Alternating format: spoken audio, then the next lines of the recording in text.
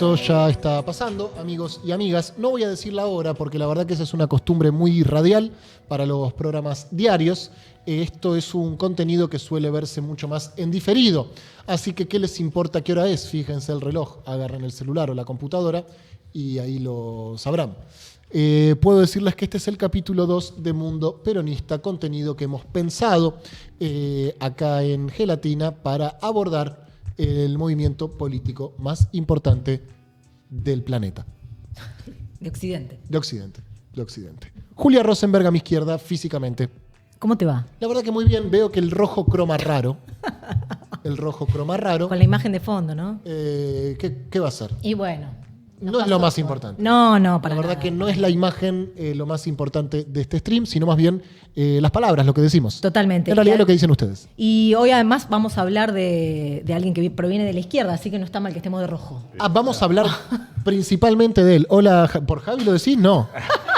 ¿Qué haces, Javi? ¿Cómo andás? Con la fe. ¿Todo bien? Muy bien. Me alegro, che. Bueno, fue muy visto el primer capítulo de Mundo Peronista, así que auguro también una buena audiencia. ¡Epa! Atención, se escuchan voces. Una buena audiencia para el segundo, con Emilio Laszlo en la coordinación de aire, con Marco Arauz en la puesta en el aire y en la operación técnica, con Magali Barbato como productora general de todo lo que hacemos en Gelatina y con Soledad Guarnacia como francotiradora e interventora de contenidos. Una suerte de Apple, ¿no? Es nuestro Apple.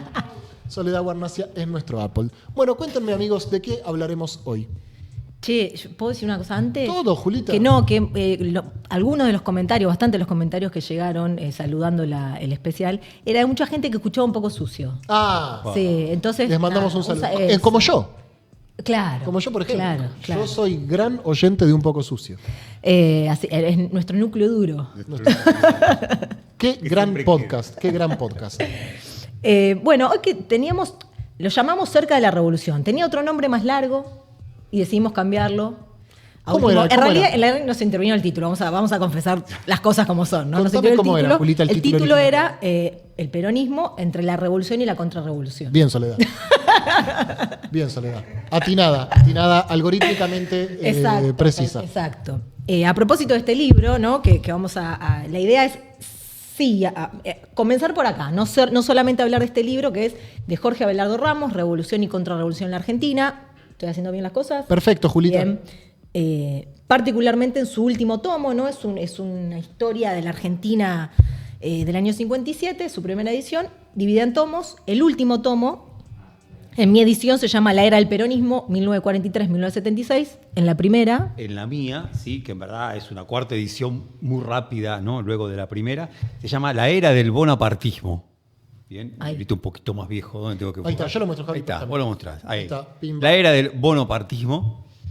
Epa. Bien, y a mí, por empezar, me gustaría decir que para Ramos, para Jorge Abelardo Ramos, de él vamos a hablar, y como decía Julia, proviene de la izquierda. Jorge Abelardo Ramos era un militante trotskista que, sin embargo, a diferencia de la izquierda clásica, cipaya, va a decir él, del Partido Comunista, del Partido Socialista, desde el mismo año 1945 se liga al peronismo. Ve con ojos muy interesados, entusiastas, lo que significa el 7 de octubre del 45, bien, y desde ese entonces queda en gran medida prendado del peronismo. Él había nacido en 1922, era parte de los miles de grupos pequeños del trotskismo que se separan una y otra vez, cariocinesis mediante, bien, y sin embargo encuentra su eje para pensar, para discutir, incluso para intervenir políticamente en el peronismo, sin dejar de ser nunca trotskista. Ok. Sí. Un trosco peronista. Un trosco peronista. Hay varios. Hay varios. Sí, claro. Sí. Sí, yo diría que hay varios. Además es esto, ¿no? El mundo peronista también es un mundo que articula, y por eso el mundo peronista es tan amplio, con la izquierda. Claro. En tanto que se sabe, ese movimiento de peronización, se ha dicho, ¿no? Desde la izquierda hacia el peronismo, ha sido muy fuerte, Claro. sobre todo en los años 60 y 70. Claro. Bien. Por lo tanto, muchas veces se pone el ojo en Abelardo Ramos como si hubiera sido el primero de la tribu que hizo ese salto. Se dice que es el fundador de la Izquierda Nacional, ¿no? Uno de los fundadores, ¿no? De los primeros que este libro, que primera edición en el 57, es recontra leído en los 60 y en los 70, ¿no? En las militancias, es un libro muy masivo. No tengo el dato de cantidad de ejemplares o ediciones que tuvieron esos años. Podés mentir, Julita. Perfecto, 3 millones. Terrible, Por eso terrible. González dice, todo joven lo tenía en su mochila. Mirá. Claro, era muy leído por las militancias, ¿no? Y bueno, de hecho, también nos interesaba un poco por el título, y también por eso el episodio se llama Acerca de la Revolución, porque liga la interpretación de la historia argentina en esta clave, ¿no? La historia argentina se puede leer como ciclos de revolución a los cuales le sigue una contrarrevolución. En el tomo particular que nos interesa pensar hoy, sobre el peronismo, también se puede leer el peronismo en el mismo ciclo. Bien. ¿No? Peronismo y 55, diríamos, y lo que viene después del peronismo. Revolución y contrarrevolución. Exactamente. Porque para Abelardo Ramos el peronismo fue una revolución. Claro. Ahora, dice, no fue la revolución que la izquierda soñaba. Claro. No fue la revolución hecha con el cartabón del marxismo-leninismo. Fue una revolución fundamentalmente, y eso es lo difícil de caracterizar, nacional. Claro. También ahí está la rareza. Julio Abelardo Ramos proviene de la izquierda, es trotskista, ¿bien? Y tiene una decisión de pensar lo nacional y de valorar una revolución por su carácter nacional. Y el peronismo, sobre todo, fue una revolución nacional. Claro. Bien. Fue la Revolución Nacional.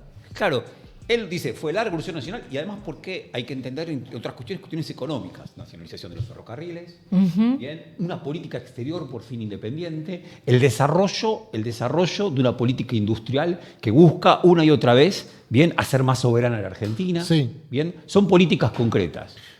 No me acuerdo si era Jaureche o Dicepo lo que decía. Yo estaba pensando en la revolución, sentado en un bar y de repente la vi pasar el 17 de octubre. Ahí está, mientras se acomoda el micrófono. Perfecto. Sí, y está bueno lo que traes, Pedro, de Jaureche, porque, de nuevo, ¿no? Con la fecha del libro, la primera edición del 57, marcar que es un momento de derrota para el peronismo, por supuesto, esos años que le siguen al golpe de Estado, son de derrota política, pero a nivel debates intelectuales sobre lo que fue el peronismo es riquísima, claro. ¿No? Jaureche, Cook, Abelardo Ramos, Pueyrredón. Digo, la derrota para el peronismo significó, me atrevería a decir casi siempre, pensando en que el presente quizás sea una excepción, momento de muchísima revisión de esa experiencia anterior y de debate acerca de lo que fue y de cómo se sigue, ¿no? Estamos en una coyuntura, y este libro es central en ese sentido, donde se discute qué fue el peronismo para también saber ¿Para dónde vamos? ¿Los 5 tomos salen en el 57? ¿Sale todo junto? No, la era del bonapartismo es posterior. Ah, mirá. Primeramente, la era del bonapartismo era un capítulo dentro del último capítulo. Bien. Recién era un capítulo dentro del último volumen. Recién a finales de los 60, se independiza y pasa a ser un volumen en sí mismo. Aparte, bien, claro. Bien. Les recuerdo que acá hay una francotiradora midiendo el tiempo. No vamos a extendernos más de 90 minutos porque si no seremos ferozmente reprimidos. Cuando ustedes me habiliten, yo voy a decir el sorteo que tenemos hoy. ¿Estoy habilitado para eso? Perfecto. Hoy estaremos regalando los 5 tomos de Revolución y Contrarrevolución en la Argentina de Jorge Abelardo Ramos. Te lees los 5 tomos y salís, pero ya directamente dispuesto a cazar libertarios. Gracias a nuestros amigos de El Aleph, que nos banca desde los inicios. Recuerden que ofrecen 20% de descuento con el código Gelatina en todas las sucursales y hacen envíos a todo el país. Así que gane quien lo gane, se lo vamos a mandar. Si vivís en Suecia, bueno, te lo guardamos hasta que algún familiar te vaya a visitar o hasta que vos vengas, porque la verdad que tampoco vamos a hacer envío fuera del país, pero dentro del país a todos lados. Lo siguen en Instagram, @AlephVerazategui, @ElAlephRecoleta, y ven su catálogo en la web aleflibros.com.ar. Vamos a tomar examen al final del capítulo para seleccionar al ganador, así que estén atentos, estén atentas, porque el primero que ponga en el chat la respuesta correcta a la pregunta que hagamos, y la pregunta surgirá de este mismo programa, se llevará los 5 tomos de Jorge Abelardo Ramos. Dale. Yo creo que me falta un tomo, ¿eh? Sí, hay que completar. Yo creo que tengo 2 nomás. Sí, no podemos participar. No. No, ok. No podemos participar. Bien, no. Ok. Pero podemos avanzar. Y ahí me parecería interesante decir esto con Abelardo Ramos. Las tareas son tareas modernizadoras de la Revolución Nacional, que bien hubiera tenido que llevar adelante una burguesía, bien, tareas propias de una burguesía, que por su debilidad, por ser parte de una semicolonia y una debilidad también cultural, por estar siempre bajo la égida y la ideología de la oligarquía, esa burguesía no pudo llevar adelante. Bien. Por lo tanto, esta rareza, esta contradicción, una revolución nacional democrático-burguesa hubiera tenido que tener el apoyo de la misma burguesía. Y sin embargo eso no pasó. Quiero decir, dice Abelardo Ramos, las tareas son de la burguesía, pero la clase que fundamentalmente se moviliza con el peronismo y que activa Perón es la clase trabajadora, la clase obrera. Por tanto, hay una contradicción entre el contenido, bien, y por un lado el sujeto de esa acción. Claro. Bien. Ahí me parece que,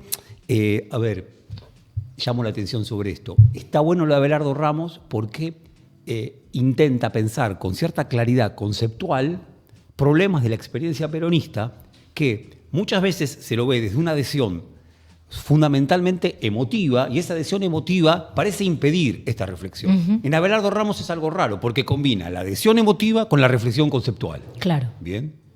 Sí, y sumo a esa reflexión conceptual que, porque viene del trotskismo, porque viene de la izquierda, y también porque está en una época, para Ramos es clave la posición semicolonial de la Argentina para analizar el peronismo y analizar la historia, ¿no? Es clave. Y de hecho es un poco lo que lo va a diferenciar y lo va a hacer discutir también con el Partido Comunista, con el Partido Socialista, que decían, y en realidad con el liberalismo argentino, que espejaba lo que pasaba en la Argentina con lo que pasaba en Francia, con lo que pasaba en Europa. Claro. ¿No?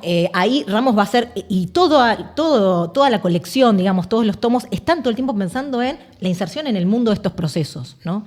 Entonces, Ramos dice, tenemos una burguesía débil y además tenemos la presencia del capital extranjero imperialista en la Argentina. Claro. ¿No? Y eso es clave también para analizar lo que ha pasado en el peronismo. Por eso es clave la Revolución Nacional. Totalmente. Por eso va a hablar bien, para Ramos está bien, que a diferencia de la otra izquierda, está bien que suceda una Revolución Nacional, porque primero, como una especie de tapismo, ¿no? Para poder llegar al socialismo al cual quiere llegar Ramos, en ese sentido es un apoyo crítico al peronismo. Ramos y varios compañeros. Ramos y varios compañeros, hay que pasar por esta etapa. Hay que pasar primero por la etapa de la independencia nacional, hay que sacarse el yugo imperialista de encima. Sepan que los estoy leyendo en el chat. Varios compañeros de la izquierda presentes en el chat. ¿En serio? Sí. Mirá. Quiero que sepan. Ahí. ¿De qué tipo de izquierda? ¿Turquista? Ah, no lo sé, que lo digan ellos porque uno ya empieza a catalogar y se mete en un quilombo bárbaro. Ahí agregando lo que plantea Juli, que está bárbaro, por eso para Ramos era una estupidez de la izquierda confundir lo que era el nacionalismo de los países dominantes con el nacionalismo de los países dominados. Claro. El nacionalismo de los países semicoloniales era absolutamente progresivo, era necesario. Claro. Mientras que el nacionalismo de los países dominantes bien podía ser entendido como chauvinismo, como fascismo, pero confundir una cosa con la otra era parte de la ceguera bien de la izquierda clásica. Claro. Y aquí un concepto que nos interesa, y por supuesto vamos a salir de Ramos porque ya está, lo estamos presentando, está buenísimo, es el concepto de bonapartismo. Bien, ¿de dónde surge ese concepto? Ese concepto surge, lo elabora Trotsky. Trotsky, ¿qué dice? Cuando hay burguesías, perdón, Marx y Trotsky lo evalúa para América Latina, Claro. ¿no? Dice Trotsky, que vivió refugiado, exiliado en México. Dice, cuando en los países semicoloniales hay una burguesía débil, el papel de esa burguesía lo tiene que cumplir el Estado y el líder carismático, que lo que hace es colocarse por encima de las clases sociales y es progresivo ese liderazgo si ante todo se apoya en la movilización de las clases trabajadoras, aun cuando sea para cumplir con tareas propias de la burguesía. Eso es lo que hace Perón. Para Trotsky, eso es lo que hacía Lázaro Cárdenas, uno de los hijos más interesantes de la Revolución Mexicana que gobernó en los años 30, que nacionalizó el petróleo, nada más y nada menos en México, con la relevancia que eso tenía. Claro. Bien, entonces, en el concepto, para Abelardo Ramos, Perón representa ese bonapartismo. Bien. Digo una cosa que me surge de acá, ¿no? Porque para Ramos no hay duda de que el peronismo es una revolución y a la vez no hay duda de que es un bonapartismo, ¿no? Que es una conducción concentrada del poder en una persona, bueno, esto que comentaba Javi recién. Con lo cual es una revolución desde el gobierno, ¿no? Quiero decir, no es una revolución a la rusa, ¿no? Que se hace una revolución y después viene un gobierno revolucionario, sino que en el peronismo se da esta cosa rara que es que la revolución no estuvo antes, la revolución está durante el gobierno, ¿no? Perón llega con un gobierno revolucionario sin una revolución previa. Claro. ¿No? Me gustaba esto de Juan Carlos Torre, que es este historiador que la vez pasada sorteamos un libro y tan importante que al día de hoy no va al diario, al programa, al canal La Nación Más. Ah, ¿sí? Claro. Ah, no sabía. Sí, el programa de Pagni, sí. Mirá vos. Sí. Es radical el hombre, ¿no? Sí, formó parte del gobierno de Alfonsín, viste que sacó el libro, Sí. diario. Zurruil. Quinto piso. Claro. Eso. Y debe ser de los mejores historiadores sobre el peronismo, junto con Daniel ¿Qué James. cosa esto que los mejores historiadores del peronismo no son peronistas? Qué problema. Bueno, James sí. Tiene que ver, me parece, con lo que decíamos, ¿eh? ¿Con qué? Con este apego tan grande a la identidad que muchas veces impide Complica. dar un paso más en una reflexión. Claro. Bien, que sin dañar a la identidad pueda ser más crítica, Claro. más interesante. Para mí, por eso lo de Abelardo Ramos en ese sentido es fantástico. bueno, claro. El historiador académico no lo agarra Abelardo Ramos tampoco. No, claro. No, decía esto, hay un texto de Juan Carlos Torre de mediados de los 90 hablando del cordobazo, pero dice algo interesante ahí Juan Carlos Torre, que es que Perón el peronismo sobredimensiona el papel de la clase obrera, de la clase trabajadora en el gobierno. Le da más protagonismo del que se le dio en ningún otro país de América Latina y además mayor al que venía exigiendo el nivel de lucha de la clase obrera. De nuevo, no hubo una revolución antes del peronismo que exigiera un nivel protagónico tal como el que tuvo la clase obrera. Todo esto Torre lo usa para decir que a partir del 55 la búsqueda es de quitarle ese protagonismo a la clase trabajadora. Pero que me interesaba de esto, esta idea de que el peronismo, para Ramos, en algún punto también para Torre, es una revolución desde arriba, Claro. desde la conducción. Por supuesto, montado sobre una base obrera movilizada, organizada, con conciencia de clase y un montón de cosas. Pero sobre todo es una revolución desde arriba. Bueno, me parece que acá se abren cantidad de problemas y preguntas interesantes para pensar, incluso para adelante, ¿no? Digo, para la sobrevida del peronismo, para pensar el peronismo en los 90, para pensar el peronismo en el 2003, ¿no? Esta relación tan interesante, esta fuerza tan potente de la conducción. Claro. Y sobre las bases, que bueno, el jueves que viene vamos a estar hablando fundamentalmente de cuál es el sujeto del peronismo, así que ahí haremos otras preguntas. Pero digo, me parece que acá hay una marca muy fuerte que quizás no lo hice tan explícito a Abelardo Ramos, pero que está. Bien, yo ahí para discutir, ¿no? Por un lado, y acá los compañeros de izquierda, tengo mi corazoncito con ellos, quizás se enojen un poco, Bueno, pero hubo más movilización. ya están enojados, Javi, Hubo no más te- movilización el 17 de octubre del 45 que en noviembre de 1917. La revolución bolchevique Upa. fue casi un golpe de Estado. Se sabe, fue casi un golpe de Estado. Se dice que cuando Eisenstein hace la película Octubre, hubo más extras trabajando de multitud que las que existieron efectivamente cuando ocurrió la revolución. Es fuertísimo. Es Cosa que- fuertísimo. Javi, pero la verdad bueno, que- hay algo, bueno. Que no averigüen dónde vivís los compañeros, porque la verdad que... Eso por un lado. Y por otro, pero me parece ¿Qué buenísimo. piensan los compañeros de la izquierda que están en el chat de lo que dijo Javi? Y lo otro que creo que está ligado a lo que dice Juli, y no para discutirlo, sino para jugar con eso, dice María Roldán, una obrera de los frigoríficos de Berisso, también lo dice Ramos, en cierta forma, que Perón no hizo el 17 de octubre, sino que el 17 de octubre lo hizo a Perón. Por lo tanto, hay una relación que nunca es de entera autonomía No, de total. Perón respecto de la clase trabajadora. Total. Bien, que por supuesto, me parece que Abelardo Ramos por momentos la exagera. Ahora, Juli, para avanzar, si a vos te parece. Sí, dale. Dale.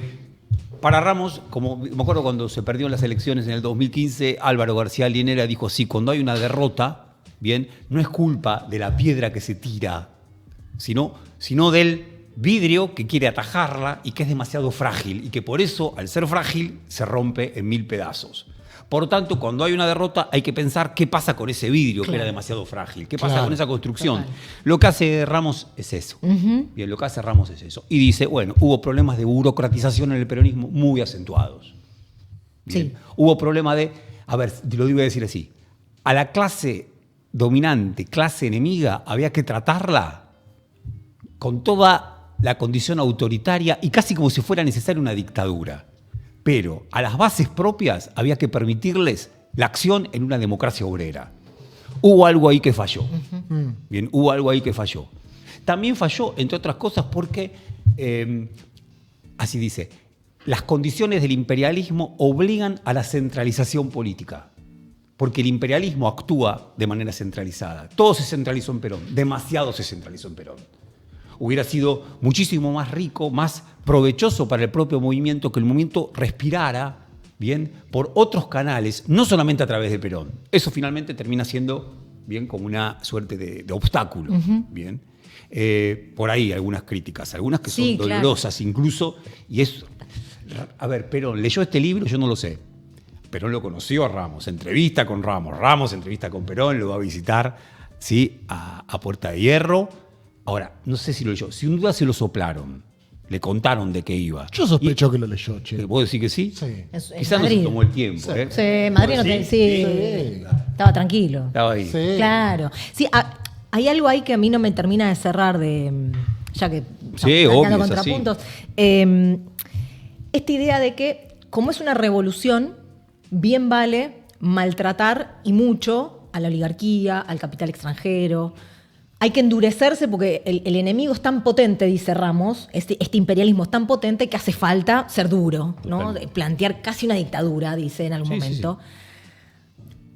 La pregunta es cómo eso convive con una supuesta... Lo ideal, dice él, hubiese sido plantear hacia el interior del campo nacional y popular, del Frente Nacional Antiimperialista, lo llamaba el que era el peronismo, una democracia obrera, una democracia popular. ¿Cómo es posible hacer convivir una revolución casi dictatorial para afuera con una democracia obrera hacia adentro? Difícil. Digo, no sé si existe. No sé si existe en el mundo razón, ejemplo histórico, porque además es esto, ¿no? En el momento que habla Ramos dice, el problema es los años entre el 49 y el 53. Ahí se endurece todo el peronismo, se burocratiza. Claro, primer intento de golpe de Estado, crisis económica, cantidad de cosas que sabemos que suceden en esos años que hacen efectivamente que el peronismo tenga un vuelco verticalista, doctrinario. La muerte de Eva. La muerte de Eva, totalmente. Ahora, no es justamente el momento donde la revolución se siente más amenazada, que justamente se vuelve doctrinaria. El otro día vi que había una discusión respecto del libro de Pablo Semán, no sé si lo vieron. Yo no leí el libro. Ok. Pero que había una crítica que le decía el libro de Semán, vos analizás solo el kirchnerismo como si el kirchnerismo no hubiese actuado en dinámica con otros agentes políticos o sectores de poder. La verdad no leí el libro, así que no puedo decir si hace eso o no el libro. Pero quizás algo de eso me parece que Ramos a veces analiza el peronismo sin estas otras variables. Claro. Las negras también juegan. Exacto. Las negras también juegan. Y yo diría así, ¿no? Ramos analiza el peronismo desde un objetivo que está más allá de él. Claro. Y desde una búsqueda que está más allá de él, que es la de la revolución finalmente socialista. Total. La etapa es esta, de revolución nacional antiimperialista, pero lo que está buscando es otro. Perdón, para poner un ejemplo concreto, dice, a la oligarquía, para matarla finalmente, había que nacionalizar todas las tierras. Claro. Bien, ese paso no se dio. Ahora, también Ramos tiene conciencia que dar ese paso era dificilísimo. Entonces dice, se contentó el peronismo, y en parte está diciendo, nos contentamos con quemar el Jockey Club. O sea, con derribar simbólicamente lo que significa la oligarquía, pero no materialmente. No se nacionalizan las tierras. Por lo tanto, quedamos indefensos cuando esa clase bien busca la revancha y busca Ataca. Claro. Ataca. Sí, hay dos cosas, ¿no? Una, me acuerdo en una charla que dio una vez Daniel Santoro, del cual después vamos a estar hablando, que él ponía el énfasis en el verso de la marcha que dice combatiendo al capital, y que ponía la lupa en ese gerundio del combatiendo, ¿no? No combatimos, no combatiremos, combatiendo. No termina. No termina, es permanente, como si en el peronismo, claro, fuese el permanente combate al capital, ¿no? Sí. No, yo lo que entiendo de esa frase es que hay que leerla también con la parte que la antecede, que es por ese gran argentino que se supo conquistar a la gran masa del pueblo, es decir, que fue combatiendo al capital que Perón se supo conquistar a la gran masa del pueblo, y no que tenemos que combatir al capital permanentemente. Pero obviamente es de interpretación libre. Es una canción de los redondos. Porque así es el peronismo. Para mi amor, esto está muy Shanghái. Bueno. Hay una cosa que decía David Viñas que es encantadora. Por lo plebeya que es esa marcha, ¿no? A un general se lo trata de vos. Claro. Claro. Es fenomenal. Es fenomenal. ¿Dónde se ha visto que a un general se lo trate de vos? ¿Cuánto valés, che? General. Es bárbaro. No, y después lo otro que pensaba Javi es si no hay algo del espejo de lo que él está viendo como muy crítico de la URSS, de la Unión Soviética, ¿no? Con todo el proceso del estalinismo y demás, que no reproduce en espejo la lectura del peronismo, esta burocratización, esta cerrazón. Si de alguna manera no hay un esquema ahí que le funciona de espejo, queriendo evitar el espejo de la izquierda clásica, no hay algo del espejo que le termina ahí como jugando en contra. Ahí yo creo que, a Abelardo Ramos le pasa a todos, como a todos los marxistas, me incluyo en algún sentido, supusieron que era posible alcanzar una situación social definitiva, de triunfo definitivo, donde ya el capital esté derrotado. Claro. Digo, lo que la historia de este tiempo ha demostrado que esa situación definitiva, más si es a favor de los humillados y ofendidos, nunca llega. O no ha llegado. Llega para ellos. No ha llegado como definitivo. Para ellos, la impresión es que para ellos se está acercando a cierta realización, pero no, hay algo que resiste. Y uno podría decir, cuando Cook dice que el peronismo es el fenómeno maldito del país burgués, en parte está diciendo, no termina de cerrar el país burgués porque está el peronismo. Claro. Bien, como está el peronismo, no termina de poder cerrar ese triunfo. Claro. O sea que es el enorme problema. Cuando uno ve el encono contra el peronismo, tiene que ver muy probablemente con que sea ese obstáculo para que cierre ese país burgués. Bien. Cook y Abelardo Ramos tenían algún tipo de relación y Sí, también de claro, chicoteo. claro. Perdón, lo último que Sí. de mi parte, Sí. y esto agradeciéndole a un compañero, Emanuel Correa, de la Facultad de Humanidades de La Plata, que es un capo que ha trabajado su tesis, que va a ser seguramente un pronto libro, sobre el Partido Socialista de la Revolución Nacional. Ajá. Trotsky. Abelardo Ramos está al frente del Partido Socialista de la Revolución Nacional, partido que es desdeñado por los historiadores académicos porque es un partido que se crea en 1953 con el visto bueno del propio Perón. El propio Perón, a partir del 53, cuando se da cuenta que la batalla es complicada, y entre otras cosas se da cuenta de otra cosa, dice Ramos muy interesante.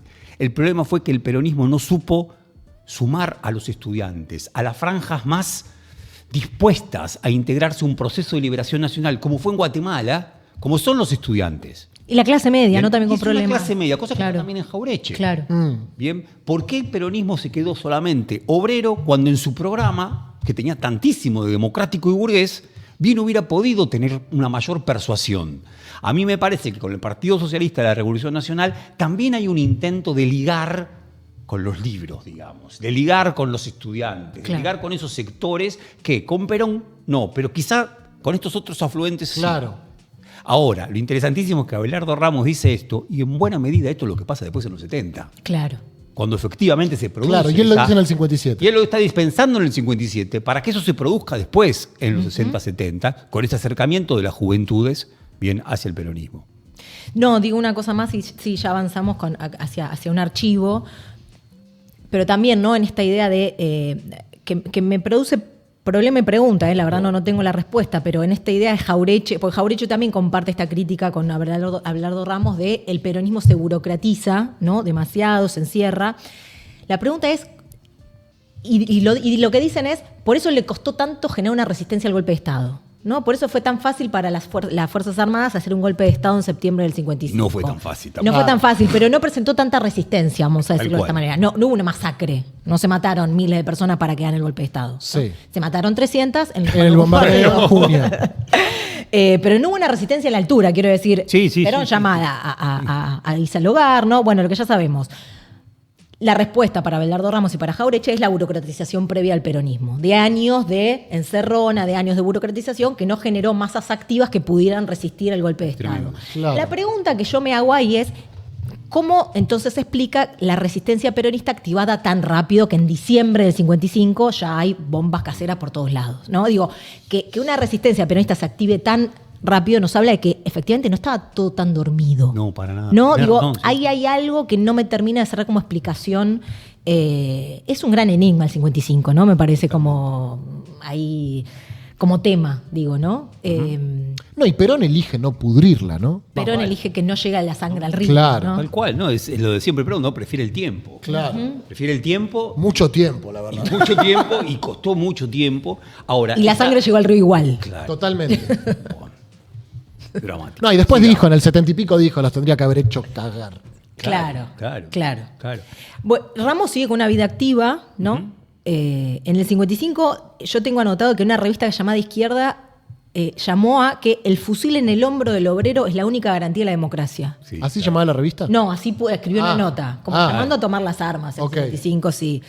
Pero a ver, en el Ramos siempre la simpatía por la violencia o la inclinación por la violencia era por la violencia obrera, no por la violencia Claro. guerrilla, no por la violencia de destacamentos de vanguardia. Claro. Él, como buen marxista, suponía que iba a llegar un momento en que la misma clase constituyera ese ejército bien popular. Claro. Bien.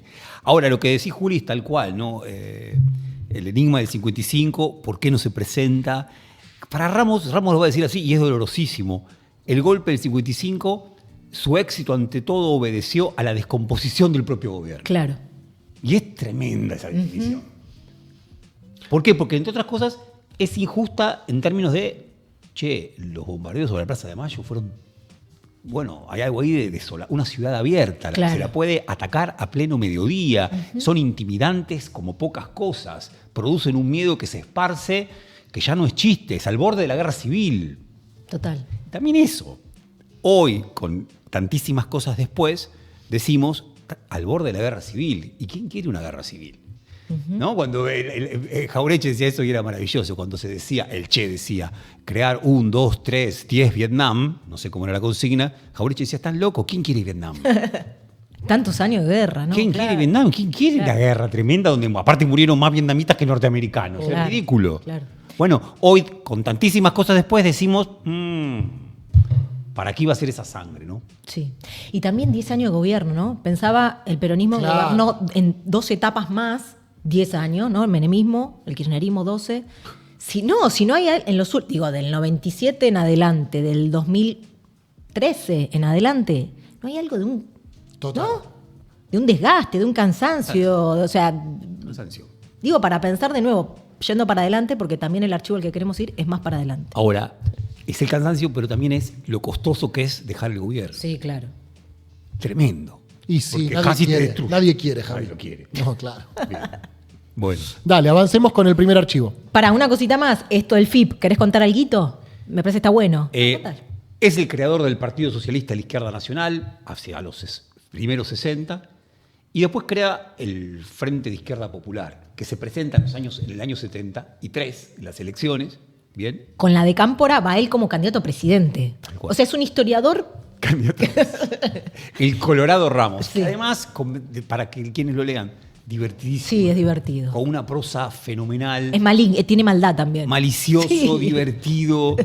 Como todos los historiadores, ¿no? No. Sí, háganse cargo, tienen un poco de maldad. Mira, a mí me parece que tiene algo parecido a este Alperindongui. La diferencia es que la malicia del Alperindongui es una malicia muy cínica, muy Sí, nihilista. sí. Esta es una malicia Más popular. popular. Claro. Bien. Y eso lo hace muy divertido. Che, se presenta en el 73 con Cámpora. Se presenta él como presidente y en la Pero que es tipo una paso que va No, se presenta por la suya, con sus candidatos con su lista, digamos. Ajá. El FIP con su lista, pero en septiembre Con las elecciones con Perón. se presenta, pero suma los votos a la fórmula Perón-Perón. Ah, y Cristina los vota. Exacto. Y Cristina lo vota. Cristina Fernández. Suma por ahí. No de Kirchner todavía. Exacto, Cristina Fernández. Cristina. No sabemos Kirchner de haber votado al PJ. Néstor ¿No? lo votó. Sospecho que sí. Sí, claro. Sí. Sospecho que sí. Creo que no se conocían en el 73. Y supongo que debe haber sido la primera elección que votó Cristina. ¿Sí? Y sí. Sí. Y sí, Sí, claro, claro, seguro. sí. Seguro. Sí. Para, en Bueno. el otro momento es el 82, que va a las Malvinas con, y tenemos que nombrarlo, Saúl Ubaldini. Va. Hay una fotito buenísima Sí, de ellos caminando en Malvinas. Un día después que empezó la guerra, ¿no? Sí, como sí, al como que toque. creo que va al juramento del gobernador. Ah, mira. Con Teolindo Felipe Vittel también. También, claro. Con varias figuras, no, tremendo, porque Abelardo Ramos está convencido que esa es una lucha antiimperialista. Claro. Por lo tanto, no importa si se trata de una dictadura, lo importante es que es una lucha antiimperialista. Y esto le costó horrores, pasó a ser un paria por haber tomado esa decisión. Su hija, que es una gran escritora, Laura Ramos, tiene un relato maravilloso en donde cuenta el día que ve, ella era una piba y escribía una columna sobre el rock, bien loca, y cuando ve a su padre en la televisión en Malvinas, dice, papá, ¿qué estás haciendo con esa gente ahí? Él, que era un admirador de Trotsky, un tipo fantástico, sin embargo tiene esa deriva. Y después es aquel que discute muchísimo con el concepto de desmalvinización de la política Claro. argentina, que en verdad quería decir Guerra de malvinización. Claro, Claro. totalmente. Y quitar todo del lenguaje político argentino, que se vaya el antiimperialismo, que se vaya el nacionalismo también. Y Abelardo, pobre, le da duro contra eso. Pero ahí va quedando solo. Y su compromiso con el peronismo es tan importante. Que termina siendo funcionario de Menem. Genial historia. Y bueno, pero es un historia, compromiso. son nuestras historias. Y sí, claro, por supuesto. Sí, claro. De hecho, muere siendo embajador. 1989 vota a Carlos Saúl Menem, convencidísimo, y no solo eso, sino que es embajador en México por el gobierno de Carlos Saúl Menem, con disputas, con discusiones, obviamente, ¿no? Con Ditela, con diferentes funcionarios del gobierno discutiendo mucho, pero es funcionario. Pero apoyando además la política. A ver, había una frase muy linda de Abelardo Ramos y ya le dimos. Creo que hace tanto tiempo que no se hablaba tanto tiempo. Esto de nunca se Abelardo hizo en Ramos. streaming. Esto es No. gelatina, Esta es la Oh, primera vez en la olvidate. historia del streaming. No. Y ya está, esto es increíble. Una frase hermosa que él decía: somos argentinos porque no supimos ser latinoamericanos. En él hay una perspectiva americanista muy importante. De hecho, su primer libro es sobre América Latina. Totalmente, ha Claro. escrito muchísimo sobre América Latina, tiene una historia de América Latina y además siempre inscribe cuestiones de América Latina en la historia argentina. Está bárbaro, ¿bien? Entonces, para él, el Mercosur es en parte el sueño de Bolívar. Claro. Y uno dice, Abelardo, ¿no será demasiado, coronel? Ahora, bueno, es parte de ese convencimiento y de esa manera se sostuvo. Hugo Chávez era un gran lector de Abelardo Ramos. Mira, Hay alguna foto de él mostrando Sí, los libros de sí. Abelardo Ramos, como vos mostraste. Che, yo Abelardo pensé que era doble apellido. Abelardo pensé que era parte del apellido. ¿Sabes? Mirá. Mucho tiempo. o sea que era Jorge. Jorge el nombre, Abelardo Ramos, un apellido compuesto. Claro, no hay muchos Abelardos, es verdad. ¿Viste? Es verdad. Pero aparte se conoce como Abelardo Ramos. Abelardo Vitale lo conozco, Mendieta. Mirá, Mirá. A ver, le mandamos un saludo. Quizás está mirando. Bueno, tenemos un archivo. Me parece bien. vamos al archivo. 17 de octubre de 1996. Da, qué lindo. 1996. Qué lindo. A ver. 17 de octubre de 1996. El 17 de octubre de 1989, el justicialismo volvió a evocar su principal aniversario desde el gobierno. Carlos Saúl Menem, militante desde los años 50, 3 veces gobernador de La Rioja y varias veces preso y proscripto por las dictaduras militares, ganó las elecciones presidenciales de 1989 y tuvo que asumir el gobierno antes de lo previsto. Qué El monstruo. país que Menem recibió era muy distinto al de 1945. También era muy distinto el marco mundial. En aquel 17 de octubre de 1945, Perón encontró una Argentina con reservas y divisas ganadas por las exportaciones durante la Segunda Guerra Mundial. La Argentina tenía que cobrar una importante deuda contraída por Gran Bretaña durante la guerra, pero el único modo de repatriar esa deuda era la compra y nacionalización de los servicios públicos y empresas del Estado que controlaban, en su mayoría, capitales ingleses. La voz es de Juan Carlos El Rousselot. caso más Mirá vos. notorio fue el de Dicen. los ferrocarriles que la corona británica controlaba desde el siglo pasado. En cambio, Menem encontró una ¿No? Argentina con sus reservas en divisas agotadas, No, era un sin poquito crédito después que queríamos internacional, ver, pero- con la más terrible hiperinflación conocida por los argentinos. Aquellas empresas públicas La parte que Perón final. había estatizado No la bajo tenemos, ¿no? otras circunstancias nacionales e internacionales eran vistas por la sociedad. Por eso, ¿Cómo, Soledad? y este 17 de octubre Eso pasa por tienen no time mucho codearte, en dice común. acá. Yo soy de ¿cómo no? Chicos, las internas, resuélvanlas por favor fuera del aire. Vieron la A mí me gusta este archivo igual. realidad internacional, impulsando las transformaciones propias de cada época. La resistencia a esas transformaciones, ayer como hoy, se expresa en los retardatarios, que se Epa. aferran a una Esta sí. visión sectaria y a una concepción estática de las reivindicaciones sociales. Aquel 17 de octubre Ahora. de 1945 fue una revolución hacia adentro, hacia el interior de una sociedad que todavía estaba buscando su propia personalidad, su propia identidad como nación. Este 17 de octubre de 1996 vivimos una revolución hacia afuera, hacia la búsqueda de un lugar digno en el sistema universalista que Perón profetizó varias décadas atrás. La lealtad consiste entonces en reconocer sin prejuicios en qué se parecen y en qué se diferencian. Qué excelente. Qué buen archivo. Es bárbaro. Es bárbaro. Está entero en YouTube para quienes quieran verlo. Dura 28 minutos, 27 minutos y es efectivamente un documental que lanza el gobierno el 17 de octubre de 1996 a modo de homenaje a esa fecha tan importante. Y arranca de 1943, ¿no? Y va haciendo todo un recorrido histórico por el primer peronismo, salta después de la proscripción al golpe, del golpe al 17 de octubre del 83, ¿no? Y rápidamente lo que dice es, claro, el 83 es derrota, tremenda derrota, la primera derrota electoral del peronismo, muy cercana a la muerte de Perón, ¿no? O sea, menos de 10 años antes había muerto Perón, crisis del peronismo, y prácticamente quien viene a resolver la crisis del peronismo es Carlos Saúl Menem, ¿no? O sea, esa es un poco la línea que traza este documental y ve esta comparación todo el tiempo entre Perón y Menem, ¿no? Hay un compañero en el chat que sabe mucho, que nos aporta muchos datos, que es Marcelo Luna. Le mandamos un saludo, que es el que dice que la voz es de Juan Carlos Rousselot, Bien. ex intendente de Morón, ¿verdad? Sí, tal cual. Ah, Bien. está aportando más datos. No, está aportando. En los Bien. 90 no se movilizaba los 17 de octubre. No, el chat está Bien. activo. Bien, bien. A mí me parece que es interesante esta discusión a propósito de cuán peronista, ¿sí? fue el menemismo. Y este video, evidentemente, escucha esa discusión y da una respuesta. Me parece que es uno de los intentos más interesantes y logrados de dar una respuesta a este problema. El menemismo es también un peronismo que además lo haga con una discursividad, ¿no? Lo hace con un argumento. Y el argumento que para mí es notable de este video es, así como Perón supo entender los deberes de una época para llevar adelante, ¿sí?, esas tareas propias de una época, el menemismo está haciendo lo mismo. Claro. Lo que llevaría a pensar que el peronismo, ante todo, es Interpretar la época. interpretar la época. Interpretar la época. Hay algo ahí. Recontra. Más si le sumás 2003, Claro, total. ¿no? Total. Para discutir Para discutir muchísimo. Para Yo discutir. decía, más si le sumamos 2003 en América Latina. en América Latina.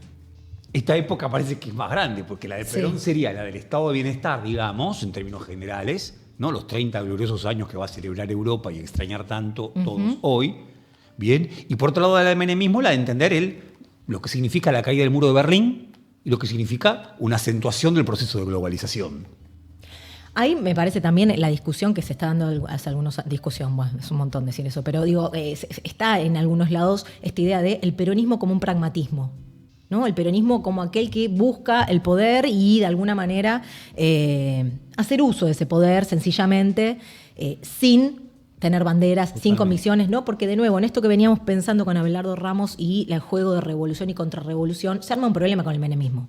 Acá sería lejos de la revolución. Claro, ¿O no? claro. ¿Cómo encaja, No cerca. ¿Cómo encaja en este ciclo? ¿Cómo sería un tomo 6 de Abelardo Ramos pensando el menemismo, habiendo ya con los resultados del menemismo, ¿no? No en la primera hora, en la primera etapa, que bueno, muchos compañeros y compañeras se entusiasmaron. Pero quiero decir, con el diario del lunes, post-2001, ¿cómo se lee el menemismo en este juego de revolución y contrarrevolución? Claro. ¿Es una contrarrevolución bajo la piel del peronismo? ¿No? Digo, me parece que ahí se arma un problema con el menemismo, más en esta semana donde el presidente ha colocado un busto de Menem, apropiándose de esta figura tan, ¿no? Donde desde el kirchnerismo nos hemos más bien enemistado con esa figura. Los libertarios se han apropiado de esta figura, ¿no? ¿Cómo pensar entonces el menemismo bajo esta definición del peronismo que estamos pensando? Claro. ¿Es solamente un lector de época el peronismo? ¿Es solamente un pragmatismo el peronismo? ¿O es además otra cosa? Totalmente. Me atrevo a pensar que es otra cosa. Que es una- Además, Me atrevo a pensar que es otra cosa porque si no, también nos tenemos un problema con Alberto Fernández. ¿cuál? ¿Qué problema tenemos con Alberto? Basta con Alberto, Alberto no chicos. interpretó nada. Estoy bárbaro con Alberto, la verdad. Ya a esta altura. No tengo ningún problema. No interpretó la época, decís. No interpretó nada. Como decir, o sea, ese es el problema. Creo, y ese fue el gran problema. Por eso, a ver, perdón, conversábamos con Juli y además esto lo discutimos el otro día, entre otras cosas, con el compañero Gabriel Diori y con el compañero Matías Farías, y charlábamos y discutíamos sobre esto. Definiciones de Perón que a Horacio González le interesan mucho. Perón más de una vez dijo, lo que hay que hacer es ponerle la montura a los hechos. No se puede mucho más que cabalgar a la historia. Ponerle la montura a la historia, a la evolución, para cabalgar con ella y en todo caso moverla dentro del cuadrante o de la dirección en la que ella está. Pero no mucho más que eso.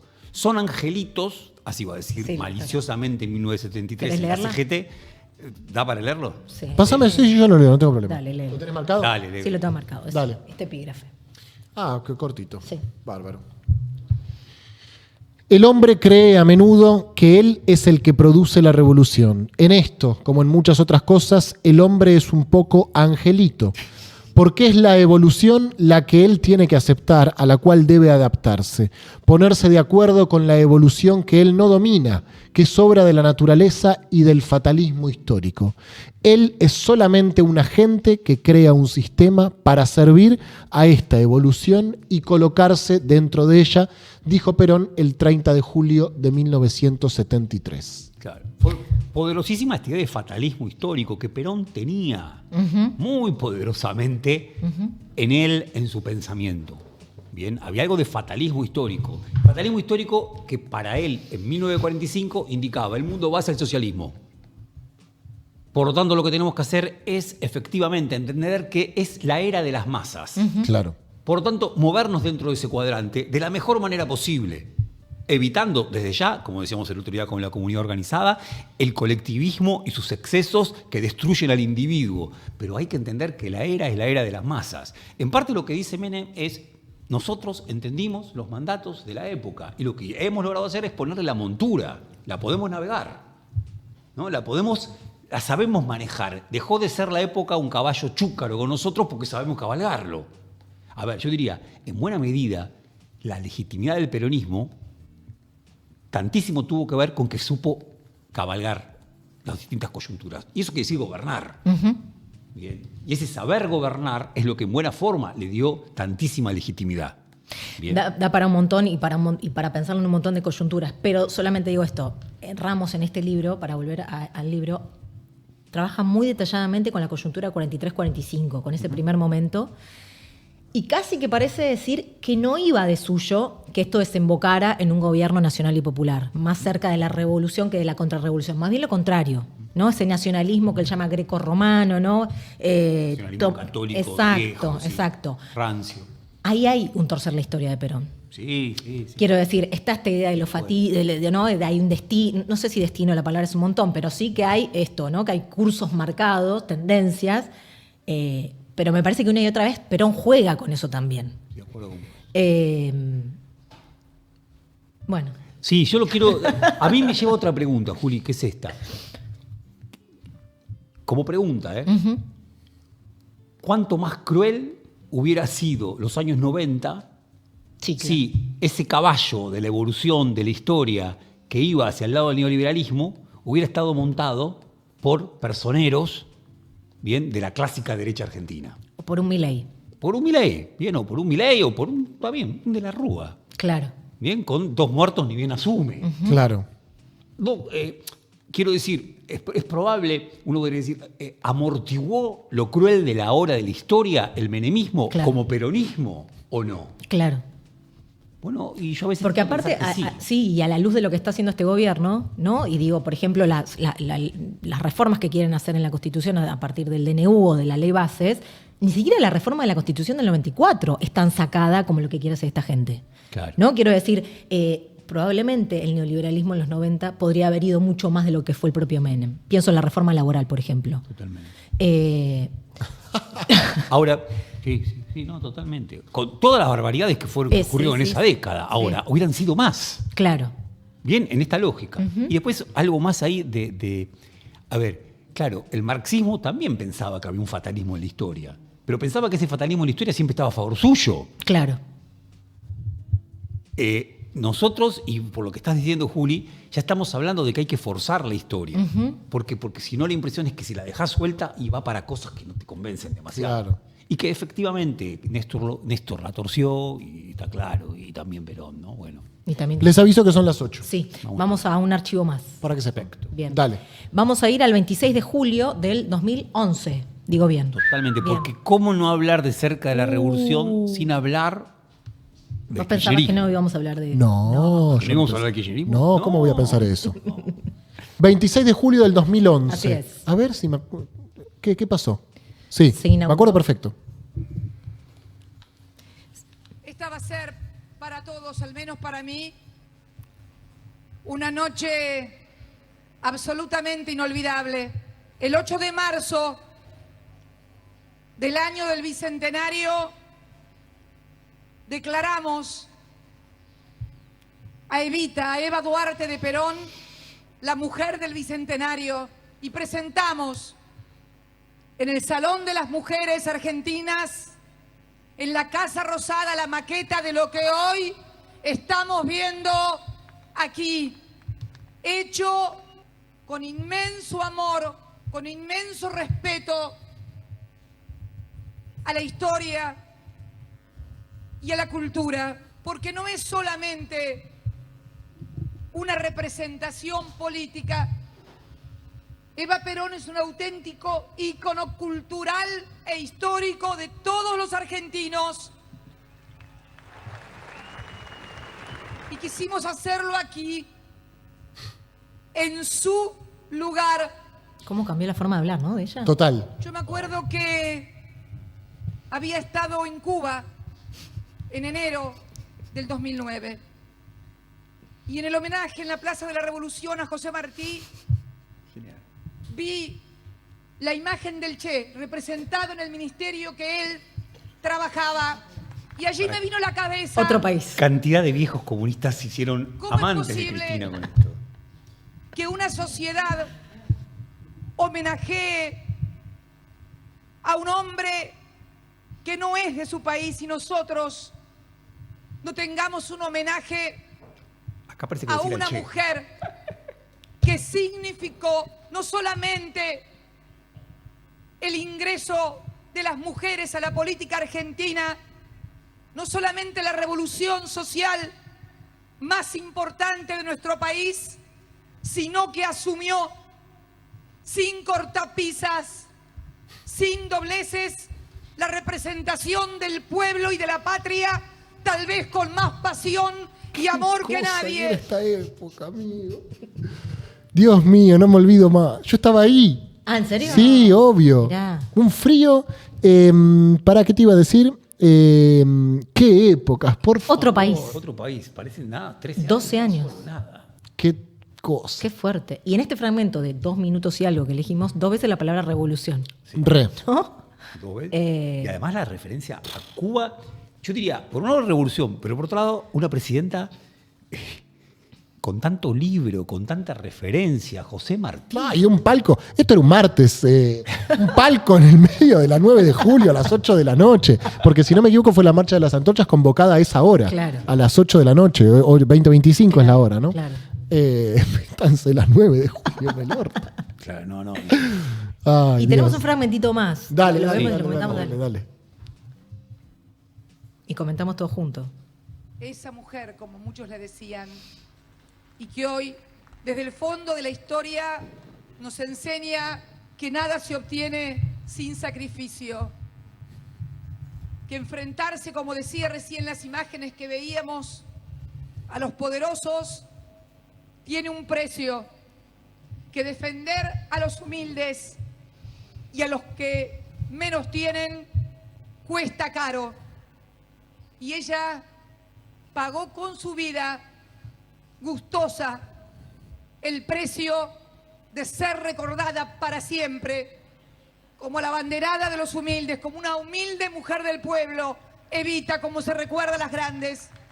Hoy queremos rendirle homenaje en nombre de todas las mujeres, Estaba prendida. porque ella nos abrió las puertas a todas, en nombre de los jóvenes que levantan su nombre como bandera y lo llevan a la victoria, en nombre de los millones de trabajadores que han recuperado sus puestos de trabajo, en nombre de los productores, de los empresarios, de los intelectuales, de los científicos, de los estudiantes, de todos los argentinos que confían que una patria mejor merece y puede ser construida con el aporte de todos los argentinos, que sea símbolo de unidad, que sea el símbolo de superar viejas antinomias y que desde la historia nos enseñe que es necesaria la unidad nacional, la unidad de todos los argentinos para lograr los grandes objetivos. Además, Fantástico. un acto de campaña, porque faltaban 15 días para las PASO. Claro, Que Cristina claro. ganaba No, el ahí no va 50%. Y todavía de duelo. Y todavía de luto, ¿No? sí. Y todavía de luto le quedaba un año más todavía. Sí. Es 1 año y medio. Y No, ella lo extendió muchísimo. Claro. Y esta contradicción interesantísima, ¿no? Porque acá, sobre todo en este llamado a la unidad, en un momento va a decir, supongo que hoy nadie discuta la figura de Eva. Quiero creer. Ya nadie discuta la figura de Eva. La figura de Eva puede pasar a ser prenda de unidad de una nueva Argentina. Ay. Como si a Cristina ahí le hablara la comunidad organizada. Exacto. en un punto.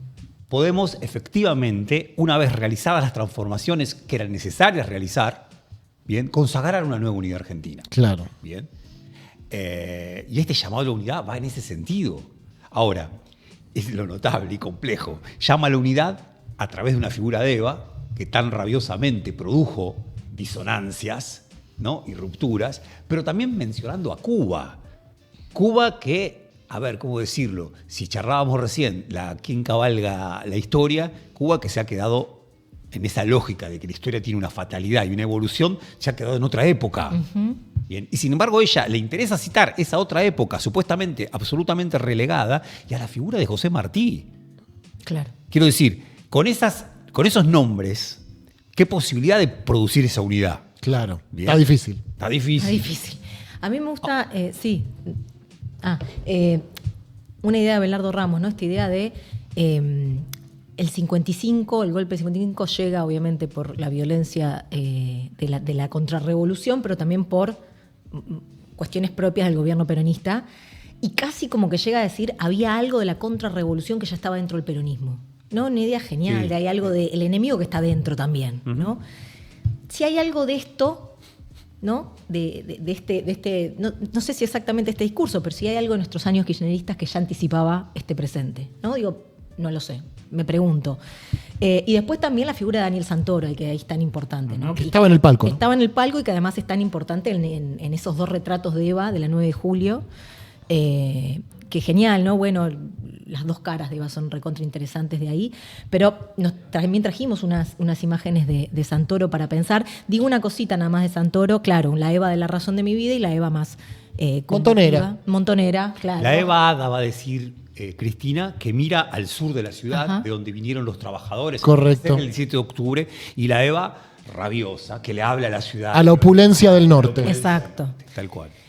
Algo que todavía no han podido sacar, ¿no? Veremos cuánto dura esto, pero... Sí, nosotros no la aprendimos también, ¿no? Tuvimos 4 años gobernando y estaba apagada. En un momento Luz y Fuerza la había aprendido, pero como con un reflector. Sí, sí. ¿Por qué no aprendimos CDA? No, Tantas cosas, ¿por qué no? Ni eso hicimos. ¿Qué cosa? Esto quería decir.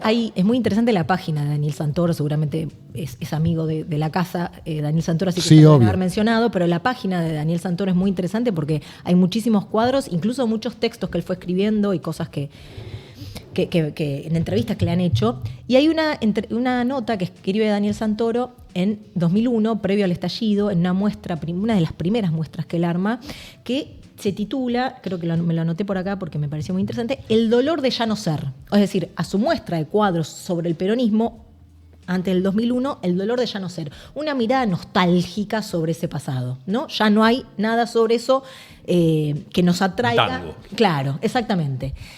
Post-2001, diríamos casi post-2003, pero más post-2001, Santoro empieza a activar todos unos sentidos del peronismo en su cuadro que son los que conocemos más, ¿no? Quiero decir con esto, como que el kirchnerismo activó en Santoro, y diría en Santoro como representación de algo mayor, la idea de que el primer peronismo se volvió algo contemporáneo. No ya un motivo de nostalgia, claro. no ya algo que hay que forzar para, ¿no? Al estilo del videíto del 96, ¿no? Hay que poner una clave de lectura un poco rara para sentirse peronista, sino que la idea de que bajo estos años se puede poner un retrato de la 9 de julio y somos contemporáneos a ese retrato, ¿no? Como si se hubiese generado un salto en el tiempo, claro, donde ya no hace falta hacer esas vueltas que hay en el 96 para sentirse peronista, sino que hay un vínculo casi directo, claro, ¿no? Eso me parece que hay algo en lo de Santoro que bueno, como introducción a pensar alguna de esas pinturas, ¿no? Y a mí me gustaría algo más. Sí. Dijimos que Mundo Peronista tomamos el título de una revista, Sí. y también lo tomamos de este librote Total. de Santoro, que se llama justamente Pepe, Mundo Peronista. Acá correcto. chiquitito, Qué dice ahí pedazo Mundo de libro, Peronista. amigo. Tremendo. Bien, que es un libro del año 2006 que reúne cantidad importantísima de su obra, algunas cosas las vamos a ver ahora, en donde justamente él está pensando el peronismo como un mundo, el peronismo como un mundo, lejos de ser, ¿no?, una avenida, una pequeña partícula, es un mundo. Claro, no es plaza peronista. Claro, claro. Bien, ¿cómo Bien, seguimos? Vamos a ver. Vamos a Santoro. ver una de las imágenes, ya te digo cuál, a ver cuál podemos ver. Vamos a ver la mamá de Juanito Laguna. Que está justamente en el Mundo Peronista.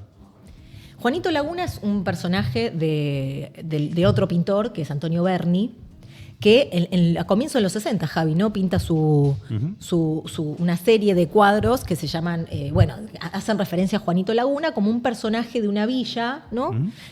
Mostrando un poco la precariedad de esas vidas, ¿no?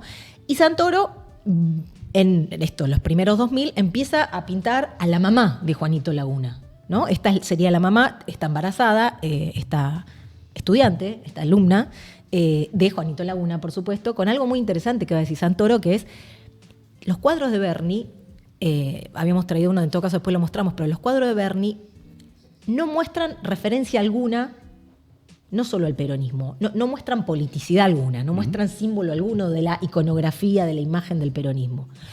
La mamá de Juanito Laguna seguro fue una de las estudiantes que fueron a la ciudad infantil Eva Perón. Claro. Seguro alguna de esas fue protegida por el Estado peronista.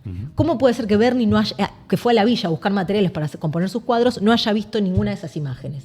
¿Es la Libertadora? ¿Es el decreto 4161? ¿O hay algo en la imagen del peronismo? Ahí está. Acá está Juanito. Claro. ¿Cómo se llama? A ver, voy a buscar bien el nombre. Lo tengo acá. Juanito y la explosión atómica, algo por el Bien. estilo, o el hongo atómico. Lo que es algo interesantísimo lo que hace Santoro, porque propone una discusión con el arte argentino de la Claro. década de los 60 a través de imágenes. Claro. ¿No? A través de imágenes. Y lo que, claro, ¿cuál es en parte el secreto? Antonio Berni pertenecía a la izquierda clásica. Socialista, ¿no? Era comunista, Claro. Comunista. siempre compañero de ruta del Partido Comunista. Esa marcha de la que hablábamos el otro día, el del 19 de septiembre de 1945, multitudinaria, en los talleres de Berni, sus estudiantes habían hecho enormes estatuas, ¿no? Con la cara de Belgrano, con la cara de San Martín, con la cara de Sarmiento. Berni es un comunista. E imagina, a ver, yo diría sí, imagina en una Argentina postperonista, en donde todavía las condiciones de vida y de bienestar eran importantísimas, incluso en relación con el hoy. Imagina un pibe abandonado. Ese pibe abandonado es Juanito Laguna. Hay una historiadora interesantísima. Dice, Laguna también es que no tiene memoria. Claro. Tiene una laguna en la memoria. No tiene, es como Pasado. de cierta despersonalización que implica la falta de memoria, cierta vida desnuda. Bien, cierta vida desnuda. Se llama, El Mundo Prometido Juanito Laguna y es de 1962. Mirá, Nos recuerda el Emilio. atómico, mirá.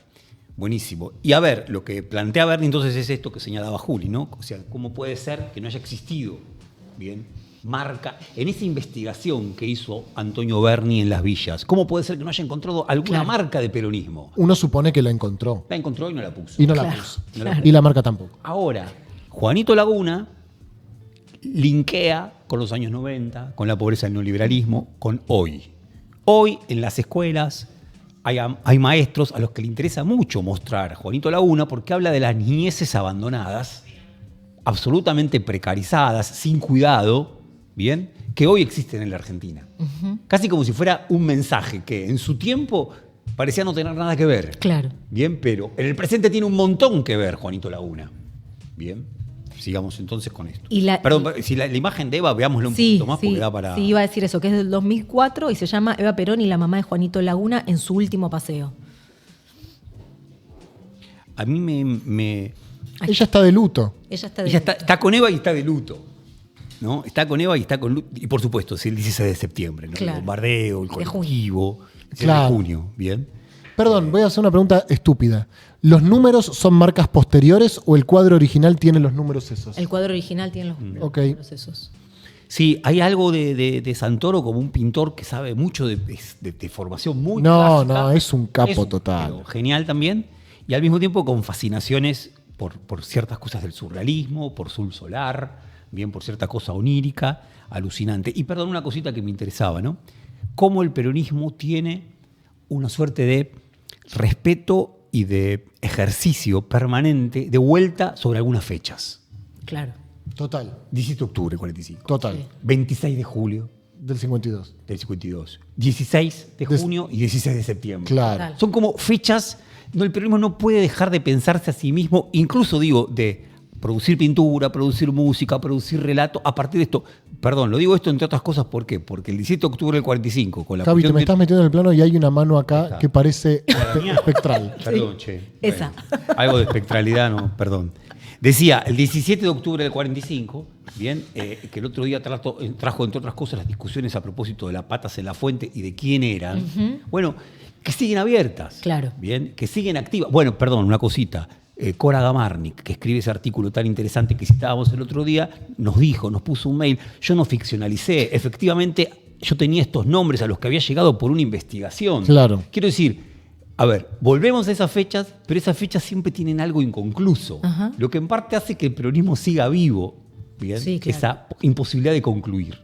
Y también su condición de mito también, ¿no? Sobre Bien. todo pienso en la figura de Eva, el peronismo en general, pero la figura de Eva en particular también, ¿no? Es esa cosa de mito, el mito siempre es algo abierto, Totalmente. ¿no? Y que siempre se va alimentando, siempre se va resignificando. Bueno, el peronismo tiene esa potencia enorme también, ¿no? Y me parece que Santoro es uno de los que más ha reactivado en los últimos años esa iconografía y esa narrativa también, ¿no? Pasamos Dale. ¿Vamos a cuál? ¿Tenemos hallazgo? Vamos a lucha de clases. Vamos a lucha de clases, dale. Que es bárbaro lucha de clases, ¿no? Un poco también alrededor de lo que venimos conversando. Este es del año 2006, lucha de clases. Todo ese momento. Ahí la fascinación de Santoro por, a ver, dice así González, en buena medida el peronismo fue también un manual escolar. Y lo que irritó tanto al liberalismo es que justamente sea un manual escolar. Y hay una cuestión de los niños, los únicos privilegiados. Santoro una y otra vez los representa. En este caso, o nuevamente, con guardapolvo blanco. Bien, claro, la escuela pública, mi hija me decía, perdón, la escuela pública y la escuela privada. Claro. El chico con uniforme. Morocho, rubio, casi como caricaturesco, evidente, no hay duda, es así, está todo como sobretipificado. Bien. No, Ahora, y da la sensación de que el rubio le está pifiando. Está mano a mano, claro, está mano a mano. Y está Mano a por mano. cobrar un fracaso en, ahí, ¿no? en la panza. Ahí, ¿no? Es un bonapartismo que está más cerca de esa decisión. Claro, Bien. claro. El Corbata azul, corbata roja, el luto también. bonapartismo de nuestra mirada. Y No, pensaba también, volviéndolo a Abelardo Ramos, ¿no? En esta cosa de juzgar el adoctrinamiento como algo que sin duda no tuvo algo escolar, ¿no? Que en algunos momentos debe haber resultado hasta medio insoportable, sino fue también una condición de la sobrevivencia del peronismo. Digo, que la razón de mi vida haya sido lectura obligatoria y esté en miles y millones de hogares y que haya sido lectura de millones de niños, que insisto, debe haber tenido algo irritante en su momento y hasta de inhibición de cierta crítica. No es también la posibilidad de que haya habido algo de su sobrevivencia, ¿no? Pienso en esta estética, ¿no? Es parecida a la estética pedagógica del primer peronismo. ahora, yo estoy totalmente de acuerdo. Y además, la apuesta era que a través de esos sostenes, por ejemplo, el de la razón de mi vida, efectivamente pudiera constituirse un sujeto que perdurara. Claro. Bien. Claro. Y aquí yo lo que veo, y también cito a González porque lo dice muy bien, uno dice niños y dice juegos infantiles, dice algo inocente, hay algo de ingenuidad. En eso que es inocente, ingenuidad, que es tan propio de los manuales y que también es propio de las ilustraciones de los manuales de la época peronista, lo que hace Santoro es llenarlos de problemas. Claro. Porque mira lo que estás mirando. Sí. Estás viendo unos niños que se Un están a punto de facón. apuñalar. Sí, que se están dando duro. Bien, yo me permitiría decir, y sé que a Daniel no le gustaría, ¿Qué? pero lo voy a decir igual. A ver. Cierto malditismo de Daniel. Hay ¿sí? algo ¿Cierto? maldito. Hay algo maldito. Sí, claro. Maldito. Imágenes que pueden ser muy propias, bien, de una iconografía inocente, tan solo evocativa, bien, están llenas de problemas. Por ejemplo, la que vamos a ver ahora de... Sí, y a la vez que Daniel me parece en el último, Daniel Santoro, en el último tiempo también su narrativa ya no es la de la lucha de clases sobre el peronismo, ¿no? Sino más bien ha tendido a pensar al peronismo como aquel que más cercano a la comunidad organizada, si se quiere. No, digo para marcar En esa tensión. tiempos, en esa tensión, Estamos claro. todos. No, solamente decir una cosita, ya que estuvimos hablando de peronismo y revolución, antes de ir al último cuadro, que hay toda una discusión en la historiografía acerca de cómo definir al peronismo y qué fue el peronismo, ¿no? Y más bien en los últimos años ha habido una tendencia a diluir el carácter rupturista de revolución que le otorga, por ejemplo, Abelardo Ramos al peronismo como revolución, ¿no? Diciendo que en verdad el proceso de industrialización ya había empezado antes, en verdad el movimiento de la clase obrera ya era fuerte antes, ¿no? Digo, como una tendencia de la historiografía académica argentina a diluir un poco lo rupturista que habría sido la aparición del peronismo en la historia argentina. El concepto de revolución atribuido al peronismo no es algo que está solo en Abelardo Ramos, sino que incluso alguien insospechado de peronista, como es Tulio Alperindongui en este libro, que no lo citamos, pero que bien podríamos haberlo citado en este encuentro, que se llama La larga agonía de la Argentina peronista, en una cita medio rebuscada, no la voy a leer, pero es muy interesante porque el Perín dice, no hay dudas de que bastaba con subirse un tranvía o caminar por las calles por esos años, por esos días, para darse cuenta que el peronismo era una revolución. Claro. Que el peronismo había transformado, sobre todo lo dice en eso, transformación de los vínculos sociales. Digo esto porque, bueno, nuestro tema de hoy es revolución y peronismo. Es una palabra, es una definición del peronismo que no solamente está cercana a quienes simpatizaron con este proceso de los 60 y los 70, sino también incluso de alguien como Alperindongui, ¿no? Sí, tal cual. Bárbaro. Vamos Ubaldini y Alperindongui. Son claramente sus dos personajes preferidos de la historia argentina. Bien, seguimos, dale. No creo que Gualdini haya leído nunca el Perindongui. ¿No? No. Y al Perindongui tampoco se preocupó mucho por ¿No lo menciona acá nunca? casi que no. No. Pero nos pegó una estocada al decir que Gualdini y Tulio el Perindongui son nuestros personajes favoritos. Bueno, dale. Me gusta igual, Sigamos, la dupla. dale. ¿Vamos con Hallazgo? Dale. A ver. Hallazgo que es del 2006 también. Ujú. Wow. Es hermosa esta. Acá me parece que, ¿no? Y de vuelta, obviamente, los guardapolvos blancos. Y esto que señalaba Juli, que probablemente estuviera en tensión en Santoro, ¿no? Esta idea de el peronismo como restos, ruinas.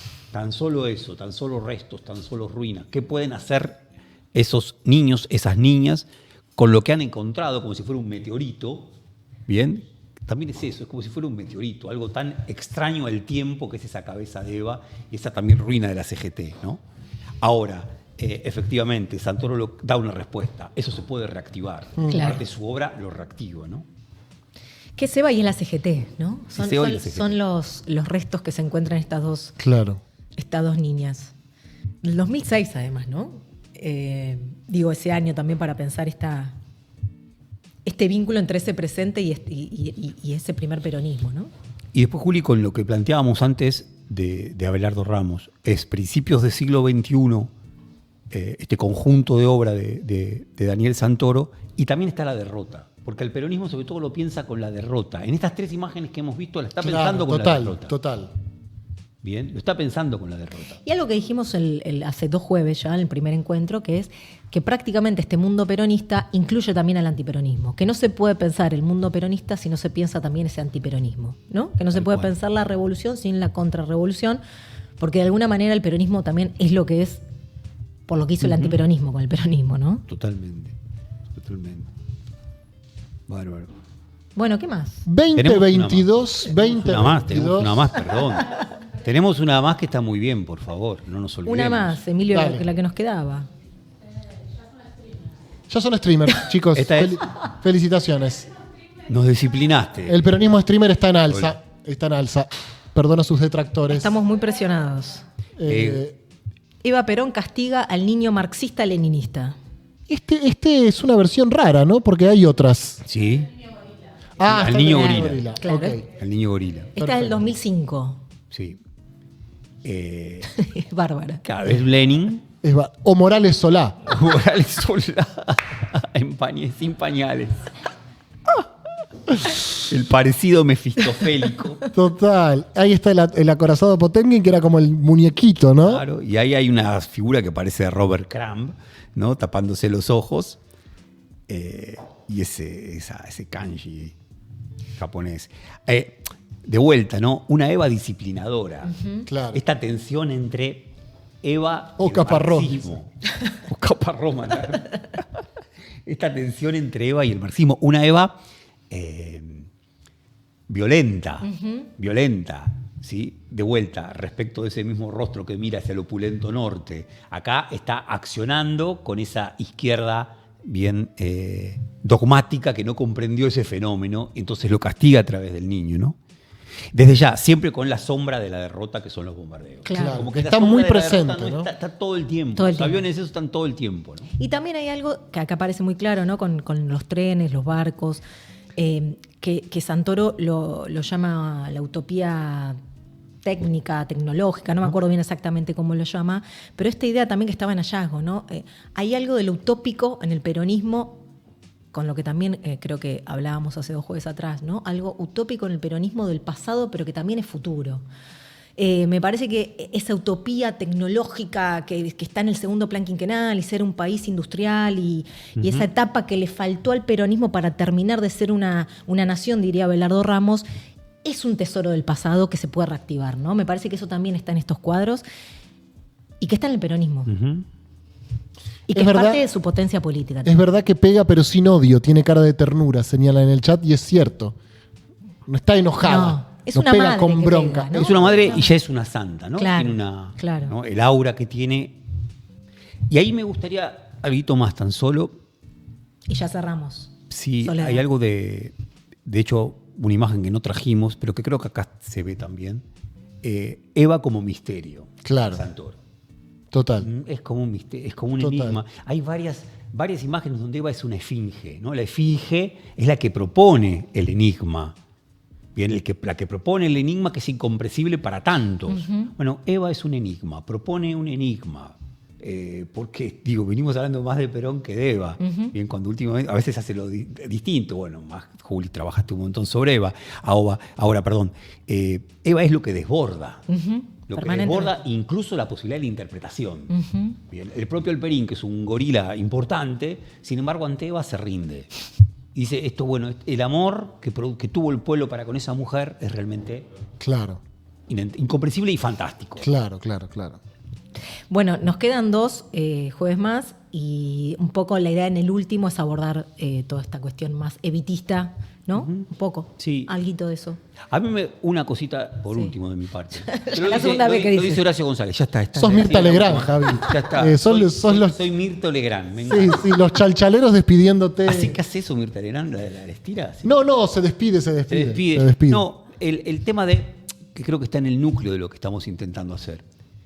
Si se puede pensar adentro del mito. Si se puede pensar adentro del mito. ¿Qué quiero decir? Estamos nosotros, Juli decía, el mito sigue vivo si el mito no termina de concluir. Claro. Bien. Nosotros estamos dentro del mito del peronismo. Algunos muy adentro, otros un poquito más, los que venimos de la izquierda, desde el costado. Los camaradas. Pero estamos ahí. Bien. Ahora, dentro del mito se puede pensar. El problema sería si en el mito se deja de pensar. Claro. Si la identidad clausura la posibilidad de reflexión. Claro. Esto, por supuesto, lo piensa Horacio González una y otra vez de 1000 maneras. Y por eso nos interesa tanto traerlo a Horacio. Y el ejercicio que estamos haciendo es eso, intentando pensar dentro del mito. El mito perdura porque se va actualizando, dice Marcelo Luna, a quien le agradezco sus valiosos aportes en el chat en el día de hoy, al igual que a Sole G, que nos estaba escuchando desde el Sarmiento, dijo que sin auriculares. ¡Upa! Así que así como nos estaba escuchando ella, nos estaba escuchando mucha otra gente. Mandarina Dibujada, muchísimas gracias. Veo que han traído libros y que traen los mismos, además. No. ¿Pueden ponerse de acuerdo, A chicos? veces los confundimos, mirá. Sí, yo quería decir una cosa más que nos quedó la vez Sí, pasada. dale. No, rapidito. Que muy atinadamente hiciste una... Lo digo rápido. Hiciste una pregunta la vez pasada que nosotros contestamos erráticamente respecto de si es el 17 de octubre que se empieza a hablar de peronismo. Y nosotros medio que titubeamos, no dejamos de... Se decían peronistas, se decían caracterizaban peronistas. Y sí. Bueno, eso solo, nada más. La respuesta es que sí. En todo caso, lo profundizamos la vez que viene. Bárbaro. Entonces, miren cómo manejamos también la tensión y el enigma. Y la gente va a estar desesperada toda la semana diciendo, ¿pero cómo? Que el 17 de octubre ya se consideraban peronistas. Che, ¿tenemos la pregunta? ¿Tenemos la pregunta? Está en el documento. Bien. Atención. Emilio la hizo difícil, dice Soledad. Responsabilidad. Atención al chat. Los leo por última vez. Gente que prestaron nos escucha atención, desde Seattle. ¿Cómo, Emilio? Si prestaron atención no es difícil. Si prestaron atención no es difícil, exacto. Gente que nos escucha desde Seattle. Che, qué duros que son todos acá, atrás. No. Sí, es bravo, gente brava. Saludos desde el Chaco. Qué programón, loco, me encanta. Los jueves son completísimos. Viva Perón, dice Marcelo Luna. También dice lo mismo Guadalupe Badosa. Pepe, esto que haces es muy valioso y en el tiempo será valorado. Si pueden, valórenlo ahora, hijos de puta. Gelatina.com.ar, suscríbanse. Que el tiempo, la verdad que ya de la... No sé, sí, claro. no quiero que... Están ahí en la lápida diciendo qué valioso lo que hacía los jueves. Saludos desde Chubut, saludos desde Mendoza, saludos desde La Plata, saludos desde Misiones, desde Resistencia Chaco. Epa. ¿Qué más? Está ahí un Nicolás que es un pesado. Yo estoy en la vereda del Congreso, dice Soledad. Bueno, me alegro mucho. Desde el kilómetro cero del peronismo. Bahía Blanca presente, Córdoba. Bueno, en fin. No voy a seguir nombrando localidades porque estén atentos porque el primero que responda la respuesta correcta, Chaltén, Neuquén, bueno, ya, suficiente. Posadas Misiones, ya, terminen. El primero que responda correctamente se lleva los 5 tomos Boulogne, Chile. Se lleva los 5 tomos de Abelardo Ramos. Y la pregunta es... Upa. Tranquilos, recuerden suscribirse a Gelatina si les parece importante esto que hacemos. si les parece valioso, si aprenden cosas, si se informan, si les sirve para discutir. Al trosco que estaba ahí dando vueltas. ¡No, que el peronismo! También, Paganini, ponela si podés. Gelatina.com.ar, una suscripción mensual o bien un aporte único. Pueden también hacer una transferencia a través de una transferencia bancaria. Gelatina.bp es nuestro alias. Y la pregunta es: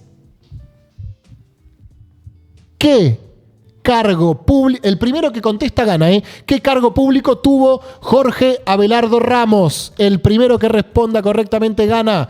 Están nuestros escribanos. Fácil. Fácil. Correcto, Ana Paz Colombo. ¡Ganaste! Ganó Ana Paz Colombo. Vive en Ankara, Turquía. ¿Dónde vivís, Ana Paz Colombo? Contame. Poneme en el chat, por favor. Gracias. Decime dónde vivís, Ana Paz. Mendoza. Ahí está. Upa. Un viajecito. Un viajecito. Bueno, Ana Paz que nos manda un mail a somosgelatina@gmail.com. Pero encima que ganó, tiene que mandar un mail. ¿Tiene que mandar un mail a dónde? Y por YouTube no la puedo contactar. No. ¿Cómo es entonces? Somosgelatina@gmail.com. Somosgelatina@gmail.com. Ana Paz, mandás un mail. ¿Y qué dice? Hola, soy Ana Paz. Perfecto. Gané. Espero que sea suscriptora, Ana Paz. Espero que sea suscriptora. Matías Lencina dice: yo vivo más cerca por si les sirve. Hay delay en el plasma, dice Gabriel Roisman. Lo lamento, Gabriel. La vida es una mierda. Es así. Nada es justo. Fíjate que gobierna mi ley. Así están las cosas. Casate conmigo, Jessica, dice Gonzalo. Que no sé a quién le habla realmente. Pero bueno, es como un Tinder. Es un Tinder, también es un Tinder. Pueden aprovechar estos últimos minutos y dicen dónde están. Y por ahí hoy se juntan a discutir esto que hemos hecho junto a Javier Trimboli y Julia Rosenberg. ¿Qué haremos en el próximo? En el próximo tenemos... Vamos a poner en el centro a Rodolfo Walsh. De una. De Operación Masacre. De Frente Manteca. Vamos a hablar de los fusilamientos entonces, bien, del año 56, a través de la lectura de Walsh. Bárbaro. Y un documental pequeño que se llama En Marcha. Sí. ¿No me equivoco? Sí. En Marcha. A partir de ahí, Walsh, lo vamos a rodear a Walsh. Gran laburo están haciendo, ¿eh? ¿Sí? Sí, gran laburo. Son grandes streamers.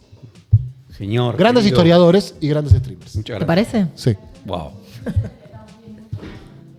Si la gente se suscribe, la semana que viene les damos 10 minutos más. Dice acá Soledad que realmente Caputo es más generoso. Hoy estuvimos hablando del trotskismo, pero Soledad es estalinista. Es estalinista. Es estalinista. Tal cual, tal cual. Amigos, amigas, muchísimas gracias por acompañarnos. Nos reencontramos en la próxima emisión de Mundo Peronista, que será el próximo jueves a las 7 de la tarde. Si esto les gustó, recomiéndenlo, compártanlo, pásenle el link a sus amigos, a sus compañeros, a sus vecinos, a sus familiares. Pepe, tenés mi voto. Prefiero tu suscripción, Julián, porque no hay elecciones este año, así que me estás cagando. Me estás cagando. Nos vemos la próxima. Que tengan todos y todas buen fin de semana. Gracias, Emilio Laszlo. Gracias, Marco Arauz. Gracias, Magalí Barbato. Gracias, Soledad Guarnacia. Gracias, Julia Rosenberg. Gracias, Javi Trimboli. Mi nombre es Pedro Rosenblatt. Nos vemos la próxima. Esto es Gelatina.